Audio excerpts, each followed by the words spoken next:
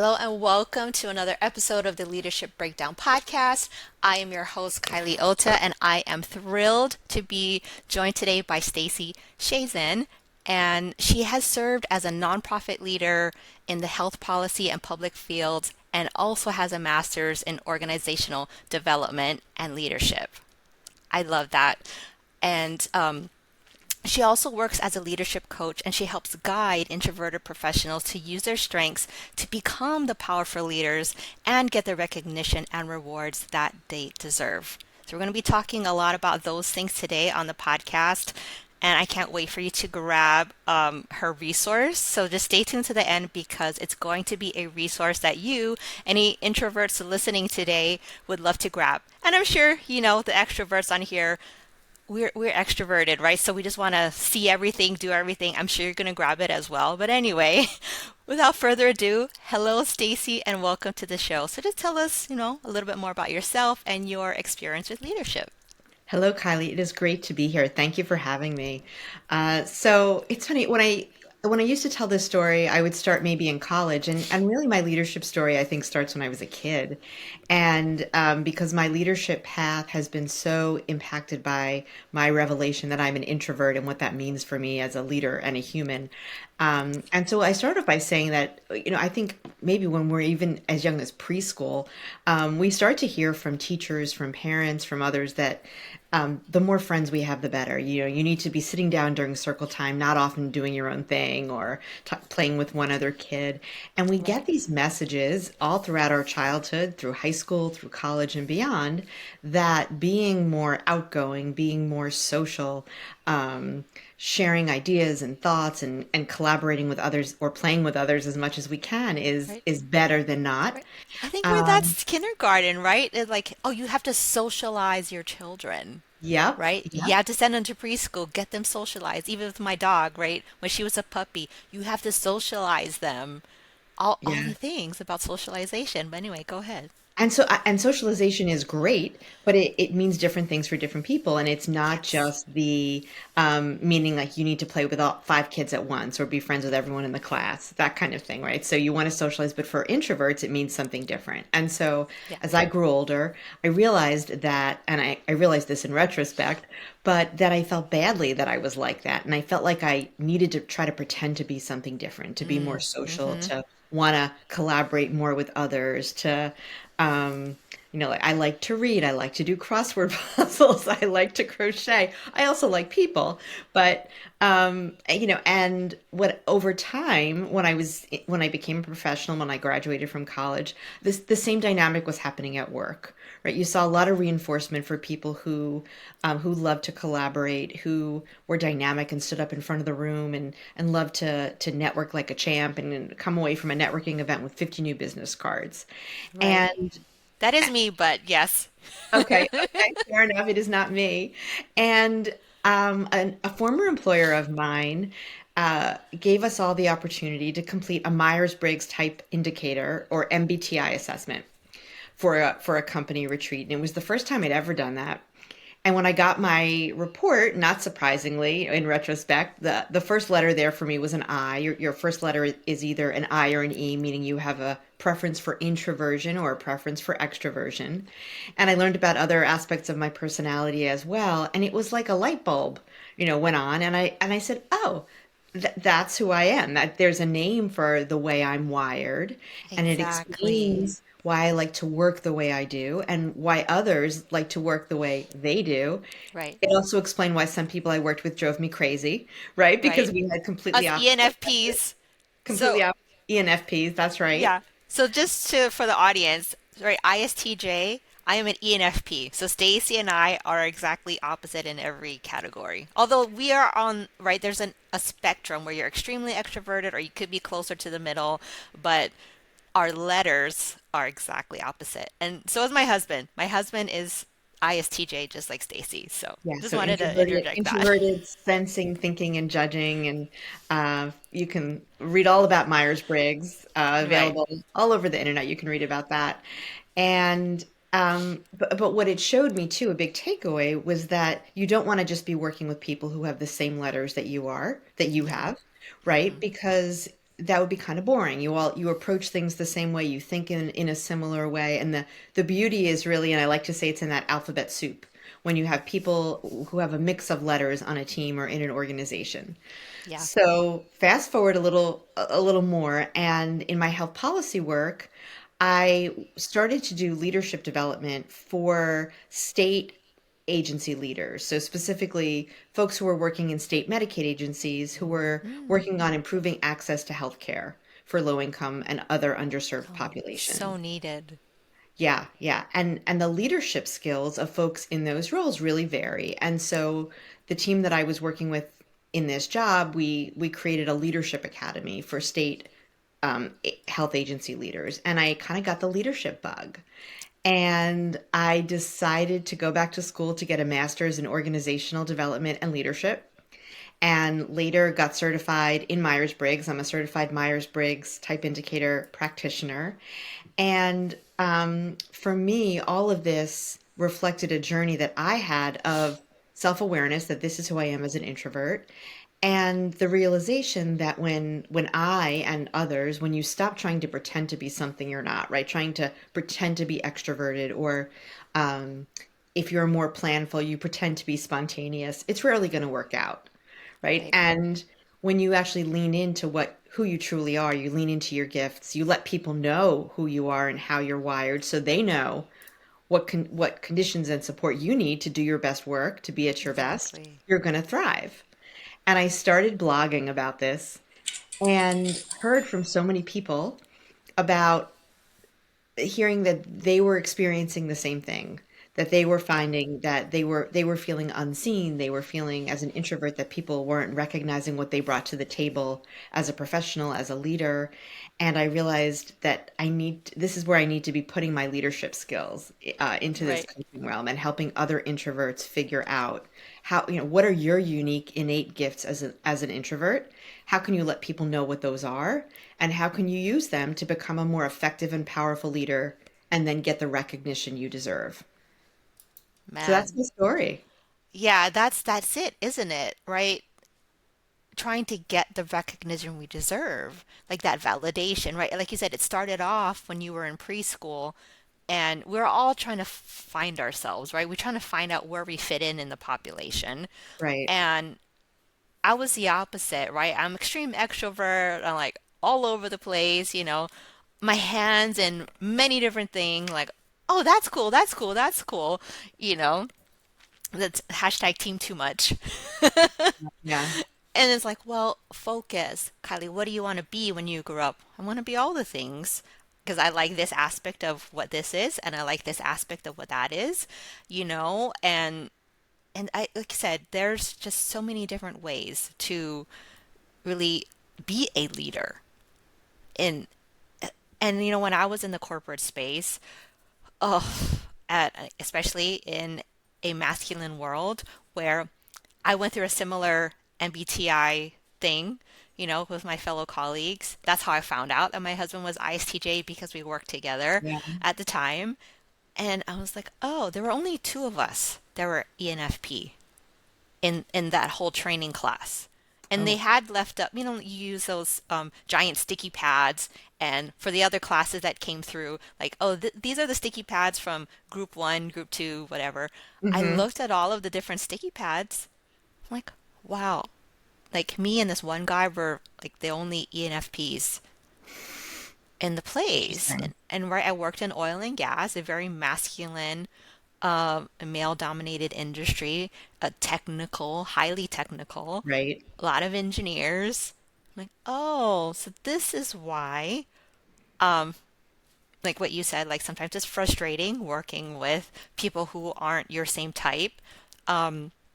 Then also, I think people appreciated the variety that I bring to the table because I was always Absolutely. thinking outside the box. I'm like, but what if we did it this way instead? But what if we tried looking at it from this way? Like I'd go out, I'd look at things, like a lot of piping, pumps. I'm like, just trace things out. I'm like, huh, there's this one thing out here, not listed in any procedure, not listed any, yeah, what do we try there, And there was one time where we were doing like a normal cleanup procedure, and I said, I just had a question. I said, why don't we clean up before we remove the packing, which is like the material inside a column, Okay. right? It helps with gas and liquid distribution. And they're like, oh, we've never done it that way. Like, but it makes sense, right? If you clean up the packing before you remove it from the Hmm. column. And so we saved so much money on hazardous waste removal fees because they were considered non-haz because they were clean. Of Right, course, there right. was some at the bottom that we didn't, or some that we didn't get all the way clean, but yeah, it was like a fraction of what we had spent in the Mm, past on hazardous fees. yeah. And I'm like, and they were like, "Wow, such a great job." I'm like, I didn't see it as something, like amazing. It's like, but it makes sense. It made sense to me to do it that way. And so it wasn't like thinking out of the box was always ordinary for me. And I think, like being what some call like the maverick, it's one of those things where like I like off the cuff, like doing the boxes, doing the numbers. Like my bookkeeper, she gets frustrated with me sometimes because I'm like, do I have to do number? Like, can we just like here, like let everything be Yeah. fun and like Yeah. looking at numbers sucks. I mean, I do grab data. I do grab data, but I'm like, this is like, why do I always have to look at the same numbers? You know, all my apps are the same amount of cost. Like, let me just track the new stuff, the shiny stuff. And she's like, no, you gotta track them all. Because what if you don't need a certain app and you keep paying for it? Like, that makes Yeah. sense. Because she's like, yeah, you're paying for this. Are you still using it? That's what you're getting out of this by Right. evaluating all your expenses every Right. month. Right. I'm like, oh, yeah, okay, I trust you now. I'm like, and you're more this way than I am. So Yeah. thank you for being that voice of reason for me. And I'm like, just tell me that what I need to do so I can get in, I can get out, and I can go back to having fun. Yeah. And that really speaks to the value, right, of having a mix of approaches on a team of people whose brains work differently. Right. Like extroverts tend to think out loud, right? That they're working out a solution verbally, Verbal processing all right? day, all Right. day. But for introverts, they're going to take their time to be thoughtful. They're going to process it in their head, or maybe they'll talk it through with one other person, but probably not in front of a whole room of people, at a conference room table. Yeah. So it's very different. But that's what through my coaching practice, which is called I Factor Leadership, the I Factor, the all the great things you are as an Yes. introvert. I guide my clients to think about, okay, what is your unique mix, both as an Yeah. introvert and beyond, Yeah. and also to think about when you're engaging with other people, how can you recognize introverts and extroverts around the room so you know what they need, right? So it's not just Right. about letting people know what you need as an introvert, but when you see that someone else is an extrovert, for example, you might want to give them the space to think out loud. They're going to be Exactly. fueled by those opportunities.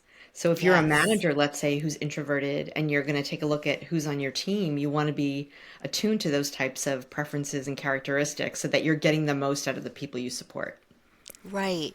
And I had a client who had a manager who was a different type than she was, and Yep. she was frustrated because she's more of a maverick like me and, very results oriented and driven, but she's like, but he was more introverted, like didn't, you know, it just very different style. And she's like, Let's do things." And he's like, "Let me think about it real quick." That's right. That's right.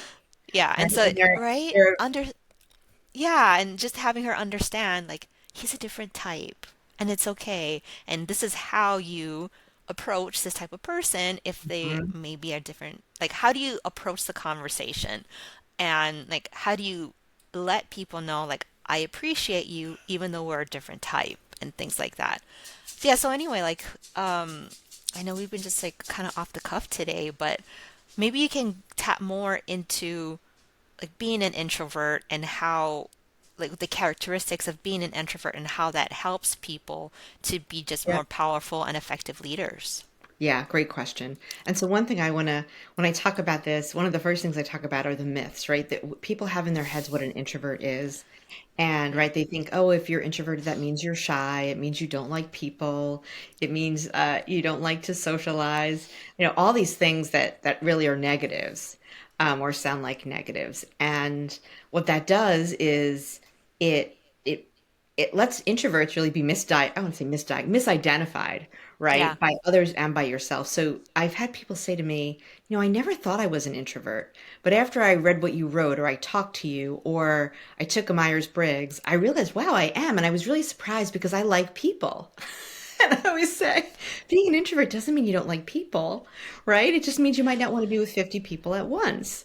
Or Right. if you are with 50 people at once, you're going to need a break afterward.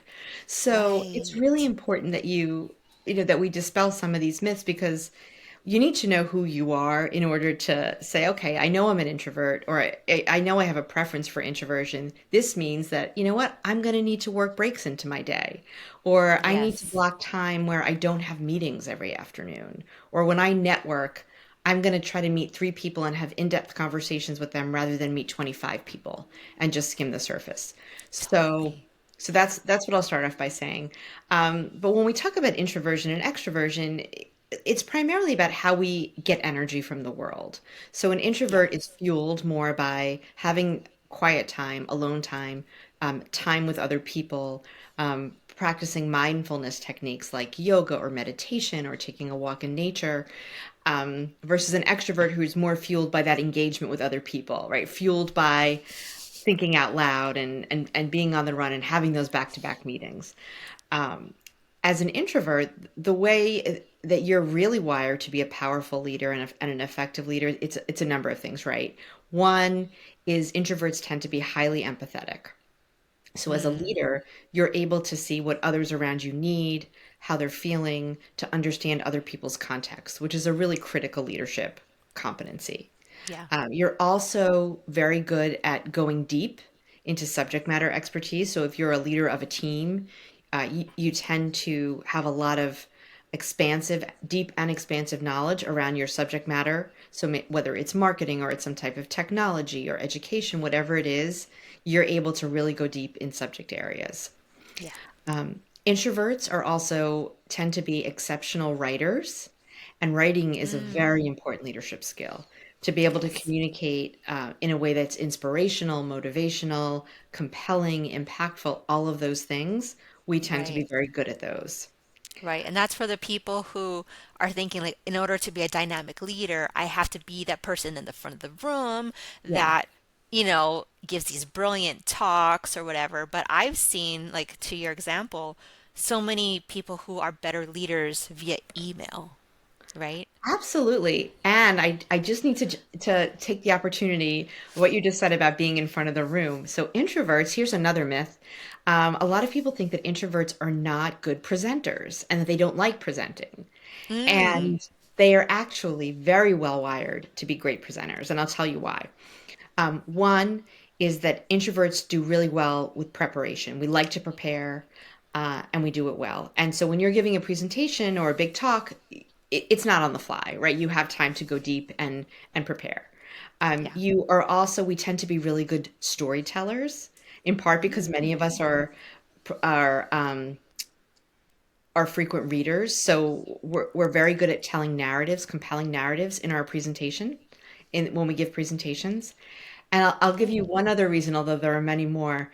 When you are up on a stage giving a presentation, you don't have to engage in small talk, right? You are up there, you're behind your Oh, podium or you have the mic, but you're not needing to chit chat and do the small talk thing, with which most introverts do not like to do, because you're up there. And there might be right. time for questions at the end where someone comes up, but you're not talking about the weather or your sports team. It's really, you are up there in a much more structured, somewhat protected space that Yeah. aligns with who you are as an introvert. So, thumbs up on presenting.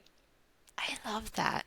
So, with that example, how else could a leader an introverted leader, I just say that, establish their thought leadership? Because I know, Yeah. we've talked about different types of ways to become a thought leader. I think that's very important for people in this space to understand Mhm. that leadership takes on different personas. Obviously, we're talking about personality types today, but Yep. yeah, because that was a very good example of how the introvert can express their thought leadership. It's like, right, presentations or email. So yeah, Yep. any other ways that they could do that? Yeah, great question. So one thing, like I mentioned, we're typically very good writers. So one thing you could do is you could curate a blog on something that's in your subject matter area, whether it's your own blog or be a contributor to someone else's blog. Yeah, And again, that allows you to take your time writing something, go deep in your subject matter expertise. It's not on the fly. You have time to prepare. That's a great way to do it. yeah. Another thing that you could do is be strategic in how you use workplace meetings. So, Mm, as I mentioned, introverts are not comfy with thinking out loud and coming up with ideas right in the moment. on the fly, yeah. Right. So, what I suggest is in advance of any meeting, request the meeting agenda so that you're able to prepare. And for each meeting item that's relevant to you, identify one key point that you want to make ahead of time. Mm, And make sure that you have, if there's any data you need, if there's a story you need, any evidence to support what you're going to say, make some bullet points for yourself, whatever you need to do to prepare, so that you're coming to that meeting at least prepared to deliver those key points. yeah. And I'm it already really, thinking, like, I know what types of leaders of the meetings that I was in because there are the leaders who never create an agenda. They're like, we're just going to have a meeting. We're going to discuss all the oh things. I'm wow, like, that drives me nuts. right? And although I am an ENFP, right, I still want to be prepared because my time's valuable. So, and Absolutely. I would, and the meetings that I would get an agenda and right, every meeting there's an action item for each person. And like say it's a weekly meeting, right?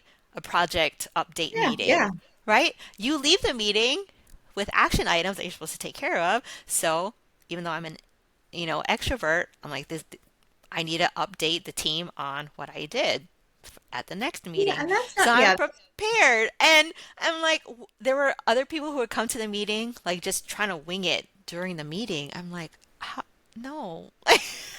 It's yeah, just, and that's not necessarily associated with your introversion or extroversion, but yeah, you're just saying I could tell who the people yeah, were in the meetings. Like, oh yeah, I'm just going to wing it. Like, just fly by the seat of my pants because I can yeah, talk my way through anything. I'm like, so I'm already starting to recognize things yeah, that I hadn't seen in, in so-called leaders in my yes. organization that I came from. So I bet. so I bet. interesting. So, but there are other ways. So, meetings are a great place, and I'll share with you a link to put in the show notes for a meetings playbook that I have for introverts. So, it's Oh yeah. 10 strategies to have your voice heard and your ideas shine in a meeting, specifically for Oh introverts. So, other yes. suggestions in there for that, and then some other ways that introverts can establish their leadership and their thought leadership, it's those one-on-one conversations, right? So whether you're having, maybe you invite a colleague out to lunch, or maybe it's three people that you invite out to lunch or to coffee and get to know each other and find forums to make those deeper, more meaningful connections where you're going to shine more than trying to connect with 20 people around a conference table. Oh, that's such a good thing. And I know you were saying earlier, like, and this question came up for me when the person was standing in the front of the room and giving their presentation and establishing their thought leadership that way. And and also what you just said about like trying to build those one-on-one Yeah, yeah. conversations. Because I was thinking like, oh, how does that apply to like someone who is actively looking for promotion or a raise? How can they use all of that? And because that's what this is, right? This is about people, women specifically, Yeah. climbing the ladder, whether it's a ladder in corporate or whether it's a ladder in entrepreneurship. even though like in entrepreneurship, sometimes you're all of the above. You're the CEO, COO, CTO, everything, Right, CMO. Oh my gosh. right. I used That's to me. talk about this in marketing, you know, is people think like, oh, I have to do live streams in order to be an excellent marketer. I'm like, no, you don't. I mean, like that's a perfect example. So the stuff that I would tell my clients, like, oh, I don't want to go live because it kind of is like you're standing in front of a room and there's a Yes. whole lot of people that you think are watching, and it's just very nerve-wracking. I mean, it was nerve-wracking for me Yeah. anyway, but I said, why don't you focus on what you said? Like, why don't you create a blog, right? You can sit with your thoughts. You can compose this because there, like you said, and as you were saying things, I'm like checking things off. Like, oh yes, I have had some clients who are very good at introversion. And there was a client that I had when I was part of her marketing team. We're like, oh, that'd be such a great Instagram story. You should, just film yourself and post it. She's like, yeah, she's like, no. I totally feel that. I have a business coach, and she'll say to me, "Stacey, people need to see you. They need to see you talk and see how you engage. Like they're not going to hire you as a coach until they see like they need to know what you sound like." I said, Right. "Oh, can I just, put up my picture?" No, you can't just do Yeah. that. But it's and that's such a great example. I'm glad you brought that up because I want to dispel the myth. It's not necessarily pretending to be an extrovert, right? It's you need to figure out how you can do it in a way that's more authentic to you. So I'll give you an example. When she's like, you need to do a live on LinkedIn or Instagram or whatever it is. And I said, no, but I can record myself, right? And then I'll post the video. And to me, as an introvert, that made all the difference that I wasn't because I could re-record if I wasn't happy with it, and it just took away from that feeling like I was engaging with the whole world, even though I can assure you the whole world is not watching. But it makes a difference. So it's figuring out Right. how can you do it in an introverty way, so that you're still Yes. doing what you need to do, but in a way that's not only not going to drain you, but it's going to tap into who you are. So for me, right, it's preparation. I can script something out. It's a little bit of Yes. a perfectionist trying to overcome that. But right, if I'm not happy with how the video came out, I'll re-record it. So it's doing it in your own way. But that's a great example. Yeah. And I'm really bad at teleprompters and things because as I'm reading it, I'm like, this sounds boring to me. Like for my energy, I'm like, Okay. people aren't feeling like my energy, my fire. I feel out of alignment. So how I do it instead of like I do use the teleprompters, but I like to do just bullet points Mm-hmm. so that That's I'm great. able to just, oh, right. It's just a reminder, a stepping stone. That's the reminder. Okay, yeah, let me just off the cuff, like, and it's different for me where I have to be in the energy to feel like I gave a good presentation. Like if I'm not feeling the vibe, I'm not gonna feel it. And maybe this is just an internal mindset set thing. Like I feel like I haven't delivered my best product Mm-hmm. because I wasn't on fire, like in the moment, Yeah, yeah. delivering it. And and I love talking about these differences because I have had clients who like, I don't want to do that. I'm like, okay, you don't have to. Let's find a different way. All it is just getting your message out there and being unafraid to be seen Mm-hmm. in your own element. And Mm-hmm. that's like for me with my clients, the best way to get over imposter syndrome because people come in having this mentality of I have to be a certain way in order to get what I want. And it's like, no, you don't have to. You really don't. Yeah. And Yeah. like and I love that you're doing the I factor thing and you're really, highlighting the strengths of the introvert in because in Yeah. a lot of especially in leadership a lot of times like they are not it's a different playground that they're playing in like a different set of rules especially when it comes to leadership and getting promoted because like oh you're not dynamic enough or stuff like that like tell me if you've heard that like how many Oh, nickels yeah. would you have had in your jar. Yeah, and it's not just like, have you heard it, but many of us have heard it in our own heads, which I think is even Yeah. worse, right? Right. Because then we don't even go for it. Right. Right. So speaking of going for it, I know it's coming back around to like how can people who are more the introverted persuasion Yes. successfully ask for a promotion or a raise? Because that's what I want people to come away from this conversation with is how can I, I factor, how can I use my I factor Very or good, my guys. introversion Yeah. to get what I want? Yeah, yeah. Yeah. Great question. So, it all comes back with everything I do with my coaching and my teaching. It comes back to tapping into your strengths as an introvert. So, Yeah. I'll share some of the steps that let you do that. One is the preparation and the research, right? So you want to do research. What do other people who are have your level of experience at your title, what are they making? What are their salaries in your geographic region, Yeah. right? And you want to come prepared to conversations having that data in your hand, right? And you want to say whether it's in a table or it's in a memo, but you want to do your homework. You want to prepare as deeply as you can, and then do a comparison of this is the average of where people who are like me, what they're making, what their titles are, and here's where I am as as evidence for why you deserve more than what you're getting. So that's Yeah. one thing you can do. The other thing is, and it also taps into deep thinking and preparation, is set goals for yourself.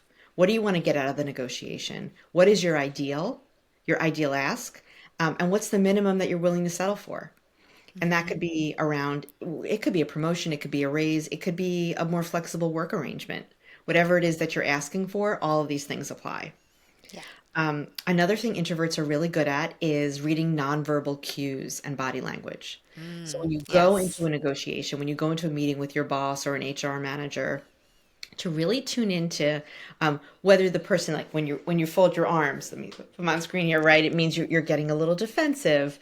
You Hmm. might be able to read someone's, if they're smiling, if they're leaning in, it means they're more receptive to what you have to say. So you can kind of flag what are some issues that you can um, leverage, and what are some points that you're okay. That's going to be a sticking point. I'm going to need to figure out how to overcome that.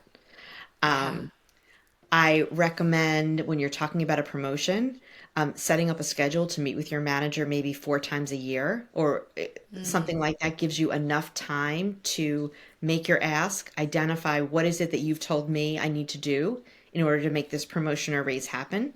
yeah. Follow up after the meeting with an email that recaps. This is what we talked about. This is what you said I need to do. This is my plan for doing it. Those are all Right. very introvert aligned responses and actions that are going to set you up to be successful in your ask.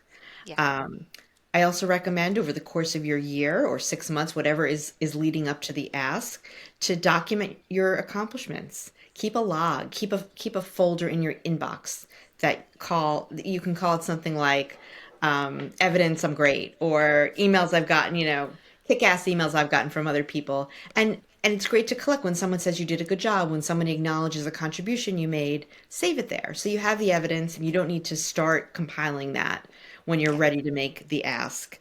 Um, and another really important thing for introverts is to practice self-care when they're Oh, negotiating. It's yes. stressful, right? So Yes. what I do whenever I have any type of high stress meeting or phone call is I block the time before and after. I'll block an hour before and an hour after so I can get myself in the right frame of mind, conserve my energy, and then afterward I know I'm probably going to need some recovery time Yeah. and to block that in as well. So I know that I'm showing up as my best and that it's not after the conversation happens, it's not draining me. I love that. And even as you said that, I'm the opposite. Like even before we recorded this interview, I went in and I filled my head with stuff because I'm like, ooh, I need to Yeah. get pumped up. I need to have some energy. Like I was listening to a recording of one of these courses that I'm in. I'm like, oh, this is awesome. And I'm getting my mindset that way. Like I'm getting energy in Oh, I love versus, it.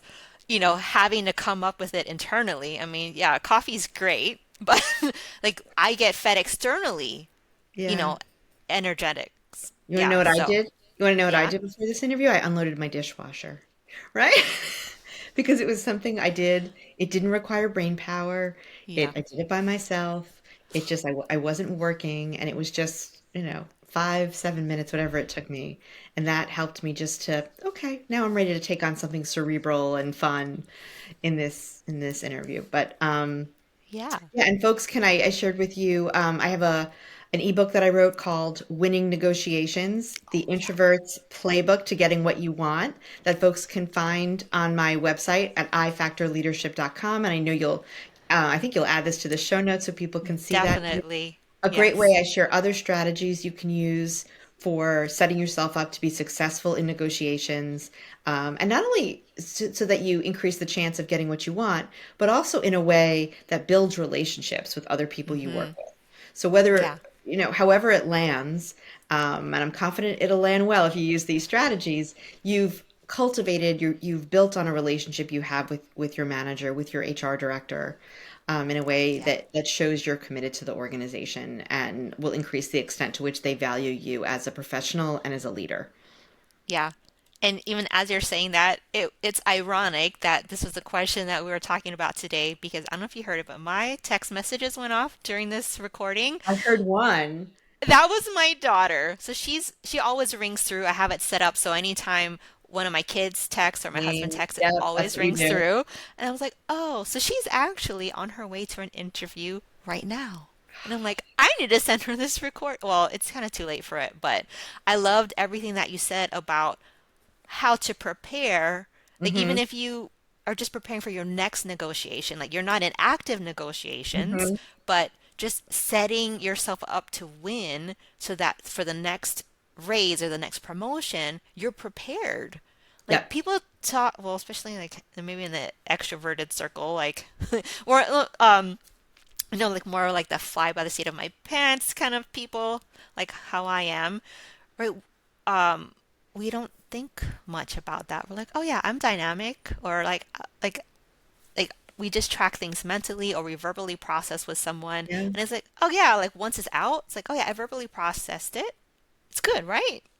But Yeah. without having that written down, and I think even what you said about writing things down, because I think it plays both sides, or if you have a highly extroverted, I want to say maybe slightly ADHD boss, having everything written down and say, okay, here's a recap of our meeting. Here's what we Hmm. talked about. And Hmm. this is your expectations, correct? Because as an extrovert, sometimes I'll Yeah. just like say stuff in meetings. I'm like, yeah, we're cool, right? You got it, right? And then, Everyone should do it. A lot of these things are strategies that anyone could benefit from. yeah, But in some cases, introverts are just better at it because yeah. we're wired that way. And Yeah. I like that you're teaching everyone to harness their strengths. Yeah. It's so needed. And I think that's the biggest takeaway that I'm getting from this interview is we are all wired a different way, so we don't have to compare. We don't have to really compete Right. with someone else. It's like, how do I just be the best version of myself? Oh, my work here is done. Yes, that's exactly right. Yes. Cause I Yeah. I used to coach a lot on burnout, and that Yeah. was the one thing. It's like, how do you just be the best version of yourself? Stop trying to be like do it the way someone else tells you to do it. Like you talked about your coach and like how I was coaching people or how I've received coaching. Oh, you have to do X, Y, Z in order to be successful. I'm like, my brain doesn't work that way. Yeah. And Yeah. Introvert burnout is a huge thing. I'm actually launching a course that'll be available when your listeners hear this podcast called the Introverts Leadership Formula. It's a self-paced learning that oh, they can find out about it on my website, yes, ifactorleadership.com. One of the modules is entirely focused on preventing introvert burnout. And I talk so about good. how do you recognize the signs and symptoms of it, and it's physical, mental, psychological, emotional, everything, and why like most workplaces are really designed with extroverts in mind, which Hmm. make them dangerous, quote unquote dangerous places for introverts. So Yes, that is yes, a real thing. Introvert burnout really hurts us, and figuring out ways to prevent that is yeah, so important for introverts. right. And how to advocate for your needs. Yep. It's no different than advocating, like too bad there's no ADA rules for like personality types. That would be so good, Introversion. right? Yeah. How to advocate for your needs because every person is different. Yeah. Yeah. Yeah. Yeah. Oh my gosh, this is such a great conversation. Agree. It Um, was wonderful to speak with you. yeah, I mean, I know we did a pre-interview and I got to know you so much there, but like just the nuggets that we pulled out from today's interview, wow, it's going to help so many people, not only introverts, but as an extrovert, I learned a lot of things as I'm well. so glad. I'm so glad. So good.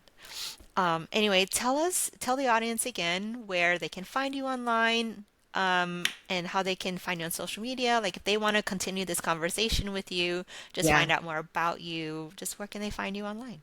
I would love that. And I have lots of introvert friendly ways they can do that. So they can find me online at ifactorleadership.com. You can learn about my coaching program, about my course, The Introverts Leadership Formula, and all the freebies that we talked about today, plus the book that'll be available by the time this episode airs. I'm also on LinkedIn. You can find me there, iFactor Leadership, and I share a lot of resources in that space. Facebook as well, I Factor Leadership, and I frequently post connections to different tools and resources and articles and offer advice pretty much every day on how you can thrive and let your best self shine as a leader when you're introverted, Yes. Let which I your just, introverted flag fly, as that's they would right. say. That's right. I love it. Oh my gosh, thank you again, Stacy, for being here. Thank And you. I can't wait for people to get all of the goodies that you have on your website and on Wonderful. your Thank social you. media. I'm like, wow. But it's total like introverted way of marketing, right? You Mhm, have mhm. these resources that you built because that's, you know, so good. Anyway, I'm gonna That's stop exactly talking because right. we'll probably keep talking forever, or the extrovert in me will keep talking because I just love this conversation. Anyhow, go check out Stacy's things, check her out on social media, because especially the introverts, go like if this is your like your wake up call, or like you can be yourself, right? You don't have to be any particular type of way That's than right. who you already are. So just continue to love yourself, find new ways to love yourself as an introvert, and grab some of Stacy's resources. So thank you again for being on this episode of the Leadership Breakdown podcast, and I'll just see you guys again next time. Bye.